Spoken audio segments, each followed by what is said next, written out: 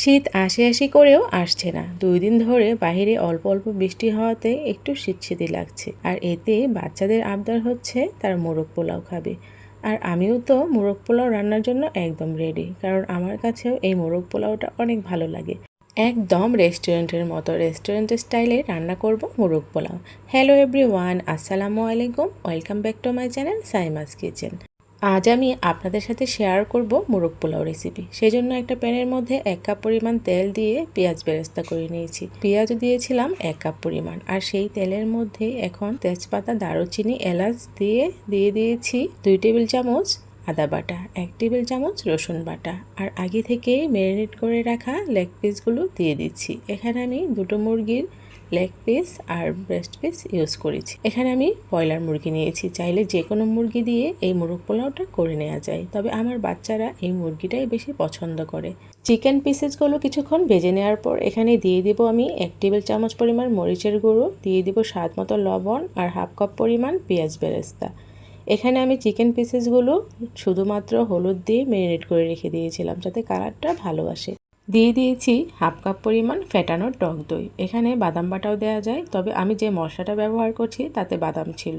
স্ক্রিনে দেখানো যে মশলাগুলো তা আমি ভালোভাবে গুঁড়ো করে নিয়ে এই মশলাটা থেকে আমি এখন 1 টেবিল চামচ মশলা এখানে ব্যবহার করব। আর এই মশলাতেই এই চিকেন রান্নার স্বাদটা বহুগুণে বেড়ে যায়, আর মোরগ পোলাওটা খেতে অনেক বেশি ভালো লাগে। এই মশলাটা দিয়ে আরও বেশ কিছুক্ষণ মাংসটা রান্না করে নিব।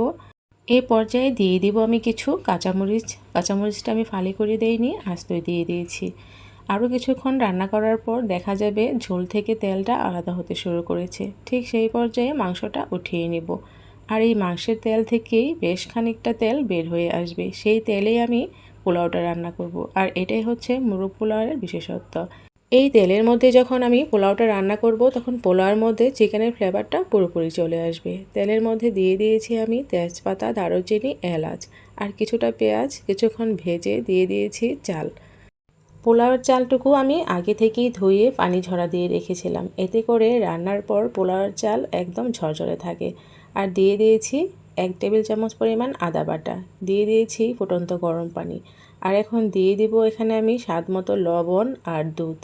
এই দুধটা দিলে মোরগ পোলাওয়ের টেস্টটা আরও বেশি ভালো আসে। আর আগে যে মশলাটা করেছিলাম সেই মশলা থেকে এখন আমি এখানে 1 টেবিল চামচ পরিমাণ মশলা দিয়ে দিয়েছি। সব কিছু একসাথে ভালোভাবে মিশিয়ে কিছুক্ষণ নেড়েচেড়ে ঢাকনা দিয়ে ঢেকে দিব। আর কিছুক্ষণ পর পর ঢাকনা খুলে উল্টে পাল্টে দেব। আর পোলাওটা দেখেন কতটা ঝরঝরে হয়ে গেছে।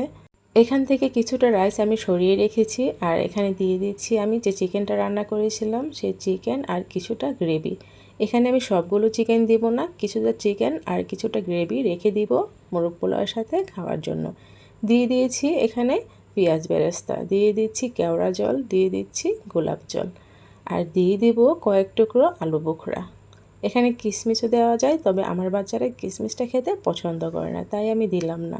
আর এখন ওপর থেকে দিয়ে দিচ্ছি সেই সরিয়ে রাখা রাইসটুকু, আর দিয়ে দিচ্ছি পেঁয়াজ বেরেস্তা, আবারও দিয়ে দিব গোলাপ জল আর কেওড়া জল, আর দিয়ে দিব অল্প পরিমাণে ঘি। লাস্টের দিকে এই ঘিটা ব্যবহার করাতে মোরগ পোলাওয়ের স্বাদটাই বেড়ে যাবে আর একটা সুন্দর ফ্লেভার ছড়াবে। আর কিছুক্ষণ ঢাকনা দিয়ে দমে দিয়েছিলাম। কতটা পারফেক্ট হয়েছে মোরগ পোলাও, একদম ঝরঝরে চাল, একটার সাথে আরেকটা লাগছে না। সামনে আসছে ঈদ, ঈদে অথবা যে কোনো মেহমানদারিতে এরকম মোরগ পোলাও যদি বাসায় থাকে তাহলে কেউ বুঝতেই পারবে না যে এটা বাসায় তৈরি নাকি রেস্টুরেন্ট থেকে আনা। সবাই আপনার প্রশংসা করতে থাকবে।